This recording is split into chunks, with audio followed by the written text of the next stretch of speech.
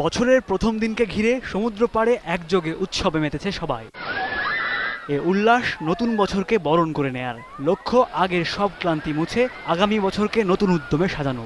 Last ইয়ারটা আসলে আমাদের খুব ভালো গিয়েছে, আশা করব নেক্সট ইয়ারটা আরো ভালো যাবে। আমরা চাচ্ছি আমাদের ভবিষ্যতে আগামী বছরটাতে সুন্দর কাটাতে পারি। সমুদ্র সৈকতে 3 দিনের বিচ কার্নিভালে যোগ দিয়েছেন নানা পেশার মানুষ। বিচিত্র মানুষের উচ্ছ্বাসে মুখর কক্সবাজারের Laboni point. Beach football, cricket, volleyball, বালির ভাস্কর্য প্রদর্শনী, ঘুড়ি ও ফানুস ওড়ানো সহ নানা আয়োজনে বর্ষবরণের উৎসব চলছে।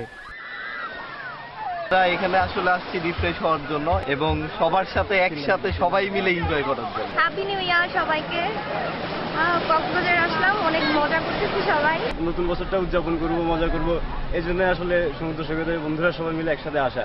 সরকারি বেসরকারি মিলে প্রায় 450 হোটেল ও কটেজে এখন লাখো পর্যটক। ট্যুরিস্ট পুলিশের সমন্বয় সহ 4 স্তরের নিরাপত্তা ব্যবস্থা নিয়েছে আইন শৃঙ্খলা বাহিনী। সমন্বয়ের মাধ্যমে এখানে দায়িত্ব পালন করবে বিপুল সংখ্যক পুলিশ আমরা মোতায়েন করছি। সৈকতের এক একটি স্রোত ধরে জীবনে নতুন উদ্দীপনা খুঁজতেই যেন ব্যস্ততা এসব মানুষের। নতুন বছর মানুষের মাঝে সুন্দর সুফল আগামী বয়ে আনবে, এ প্রত্যাশাই সবার। Desk report, 21 television.